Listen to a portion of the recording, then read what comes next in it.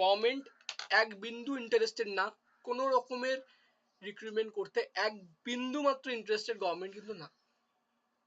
চলে যাচ্ছে civic volunteer দিয়ে কাজ, এনভিএফ দিয়ে কাজ, হোমগার্ড দিয়ে কাজ, ঠিক আছে সিভিক ভলেন্টিয়ারদের কাজ করছে, কোনো সমস্যা নেই। আমি সিভিক ভলেন্টিয়ারদের বিরুদ্ধে কোনো কথা এখানে বলছি না।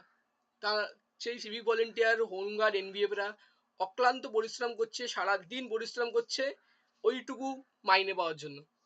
এখান থেকে একটা স্টেটের জন্য এর থেকে লজ্জার কিছু হতে পারে না যে আনএমপ্লয়মেন্ট এতটাই হাই, আনএমপ্লয়মেন্ট সেখানে এই এরকম বাধ্যতামূলক হচ্ছে মানুষজন যে কারোর চাকরি নেই, কি করবে, চলো আমি সিভিক ভলেন্টিয়ারে গিয়ে একটু পুলিশের সাথে কাজ করে কিছু দু পয়সা আমি ইনকাম করছি। এই হচ্ছে সিভিক ভলেন্টিয়ার।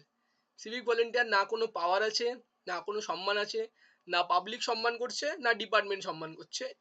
তারপর যদি কোনো বড় কোনো ঘাপলা হয়, বড় কোনো ঘোটালা হয়, একটা সিভিক ভলেন্টিয়ারকে এগিয়ে দেওয়া হবে, বলবে এই যে এই হচ্ছে রেসপন্সিবল, আমাদের সিভিক ভলেন্টিয়ার মিস্টার সঞ্জয়, ইনি হচ্ছেন রেসপন্সিবল, বাকি কেউ আর রেসপন্সিবল না, এত বড় ইনসিডেন্টের জন্য ইনি একা রেসপন্সিবল। তো সিভিক ভলেন্টিয়ার হচ্ছে মুরগি, সামনে দাঁড় করানো মুরগি, ঝামেলা হলে তুমি আসে মুরগি। কোথায় কোনো প্রবলেম হলো, যে মানে যেখানেই কোনো প্রবলেম হবে, যেখানে পুলিশ সার্ভিস ঝামেলা আসতে পারে, পুলিশ সার্ভিস কি করবে, সামনে একটা সিভিক ভলেন্টিয়ারকে এগিয়ে দিয়ে বলবে এই যে এই হচ্ছে দায়ী। ঠিক আছে, সিভিক ভলেন্টিয়ার না কোনো মেরিটের ভিত্তিতে যে ঢোকে সার্ভিসে, না তার কোনো ট্রেনিং পাইছে, আর না তার কোনো পাওয়ার আছে, সম্মানও নেই, শুধুমাত্র পেটের দায়ে একটা ছেলে বা একটা মেয়ে এতটা ঘন্টা ডিউটি করে রোদে জলে খেটে, ব্যাস এইটুকুই, শুধুমাত্র পেটের দায় এবং আনএমপ্লয়মেন্ট, স্টেটে চাকরি নেই, কোনো ব্যবসা নেই, কোনো বিজনেস নেই, কোনো ইন্ডাস্ট্রি নেই, পেটের দায়ে তারা সিভিক ভলেন্টিয়ার আছে। এবং গভর্নমেন্ট দেখছে যে সিভিক ভলেন্টিয়ারকে এত কম পয়সা দিয়ে আমার কাজ হয়ে যাচ্ছে, ট্রাফিক মেনটেনেন্স হয়ে যাচ্ছে, গ্রামের কাজ হয়ে যাচ্ছে, রাস্তা মেনটেন হয়ে যাচ্ছে, কি প্রয়োজন কনস্টেবলকে কেন রিক্রুট করব, সে বুঝতে পারছে না। কনস্টেবল একটা পরীক্ষার মাধ্যমে আসে, কনস্টেবল এতগুলো সাবজেক্টের উপরে পড়াশোনা করে, জিএস পড়ে, অঙ্ক করে, হালকা ফুলকা ইংলিশ পড়ে, সে দৌড়াতে পারে 1600 মিটার দৌড়। এই যে ওয়েস্ট বেঙ্গলের যে রাস্তাঘাটে দেখতে পারবেন সিভিক ভলেন্টিয়ারদেরকে, তাদেরকে মাঠে গিয়ে দৌড় করান দেখি, দৌড় করান তাদেরকে, 1600 মিটার 6.5 মিনিটে কে কমপ্লিট করতে পারে আমি দেখতে চাই।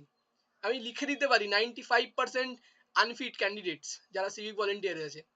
আমি একটাই রিকোয়েস্ট করবো, যদি সিভিক ভলেন্টিয়ারকে নিয়োগ করতে হয় না, এক্সামের মাধ্যমে করুন, এক্সামের মাধ্যমে করুন, এবার লোকাল পোস্টিং দিয়ে দিন, যার যার বাড়ির কাছাকাছি পোস্টিং সে বাড়ির কাছাকাছি পোস্টিং পাবে, যেহেতু মাইনেটা কম বাড়ির কাছাকাছি পোস্টিং হবে।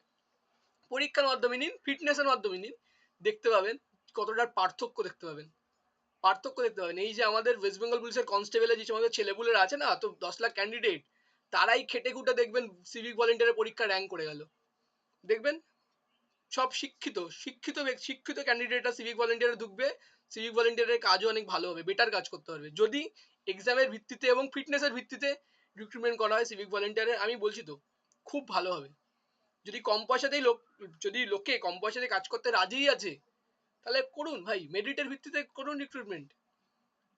আবার বলবে কনস্টেবলের রিক্রুটমেন্ট করছে না, এএসআই কোনো থানার ছোট বাবু, বড় বাবু, মেজ বাবু নেই, ফাঁকা, থানা চালানোর জন্য টাকা নেই, কি আর করা যাবে, চলছি আমরা, আল্লাহর নামে আমাদের স্টেট চলছে, ভগবানের নামে আমাদের স্টেট চলছে।